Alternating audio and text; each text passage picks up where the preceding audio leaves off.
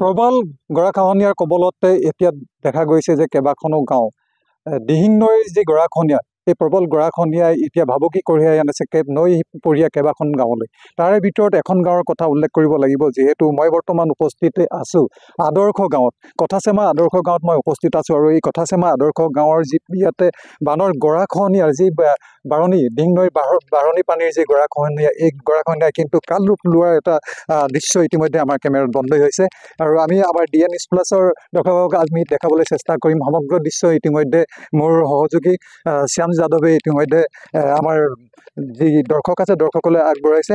মই অনুৰোধ জনাম শ্যাম যাদৱক, আমি যদি এই নৈ কাষৰ পৰা আমি যদি ওপৰলৈ যাওঁ, আমি কিছু কৃষিভূমি য'ত ৰবি শস্যকে আদি কৰি বিভিন্ন ধৰণৰ শস্য তাতে তেওঁলোকে খেতি বাতি কৰে, যি ইয়াৰ স্থানীয় ৰাইজ আছে, আৰু আমি এই খেতি বাতিসমূহৰে এটা আমি চুক দেখাবলৈ আমি চেষ্টা কৰিম।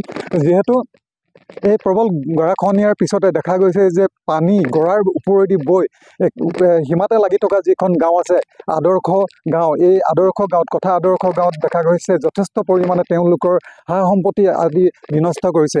ইয়াৰ সমান্তৰালভাৱে দেখা গৈছে যে নৈ পাৰীয়া যিসমূহ খেতিৰ মাটি আছে, যিবিলাক মাটিত তেওঁলোকে শস্য উৎপাদন কৰি তেওঁলোকৰ জীৱিকাৰ যি আহিলা আছে, সেই জীৱিকাৰ আহিলা হিচাপে তেওঁলোকে প্ৰধানকৈ এই খেতিৰ ওপৰত নিৰ্ভৰশীল। আৰু কৃষিজীৱী যিসকল লোক আছে, এই লোকসকলে এনেধৰণে এই যি নৈ পাৰত খেতি তেওঁলোকে কৰে। আৰু দেখা গৈছে আমি এডৰা ইতিমধ্যে যি ভেন্দি গছে, আমি ভেন্দিৰ যি খেতি কৰিছিলোঁ সেই ভেন্দিৰ খেতি আমি দেখাবলৈ আমি যত্ন কৰিছোঁ।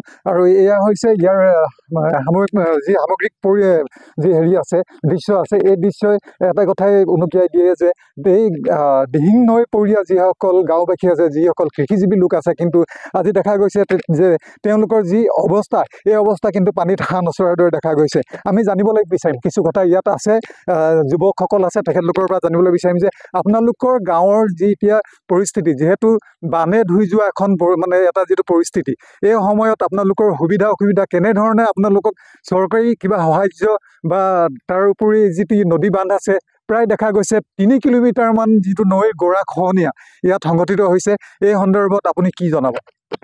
ইয়াত প্ৰথমে মই জনাওঁ জলসম্পদ বিভাগক, তেখেতসকলে জৰুৰীভাৱে তৎকালীনভাৱে ইয়াত আমাক জিঅ' বেগৰ দ্বাৰাই হওক, যিকোনো ধৰণে হওক প্ৰটেকশ্যন দিয়ক।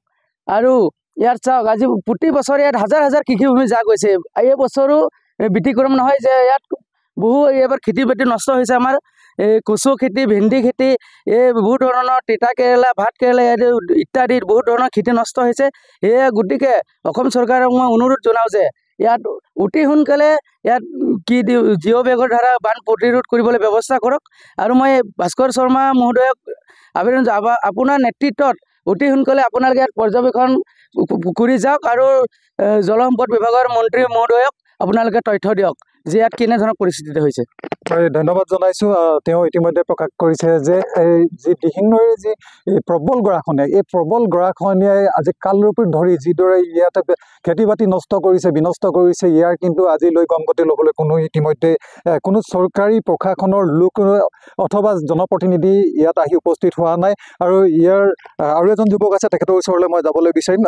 আপুনি কি ক'ব, যিহেতু আপোনালোকৰ গাঁওখন যথেষ্ট অনিষ্ট কৰিছে যি গৰাখহনীয়াই হওক বা নদীৰ বাৰণী পানীয়ে হওক? মই এষাৰ কথা ক'ম অসম চৰকাৰক, যিহেতু আমাৰ এই গৰাখহনীয়াৰ কবলত আমি ভোকাই আছোঁ। ঘৰ জ্বলি গ'লে ঘৰ আমি নতুনকৈ সাজিব পাৰোঁ, খেতি নষ্ট হ'লে আমি খেতি নতুনকৈ কি কৰিব পাৰোঁ, উৎপাদন কৰিব পাৰোঁ। কিন্তু যদি মাটি নাথাকিলে আমি ক'ত থাকিম?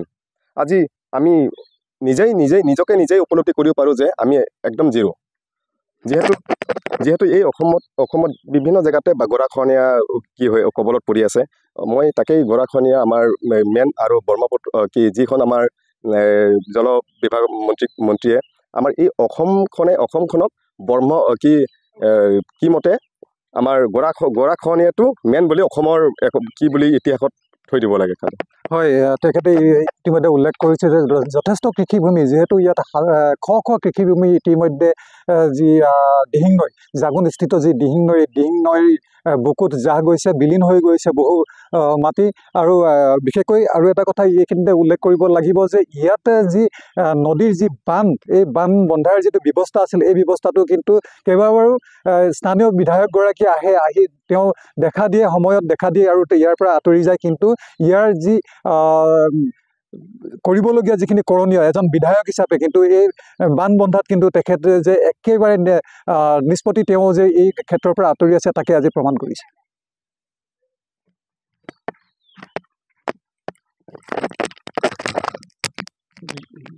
যিকোনো খবৰৰ বাবে যোগাযোগ কৰক 7099017330 লগতে 7099017110 নম্বৰত।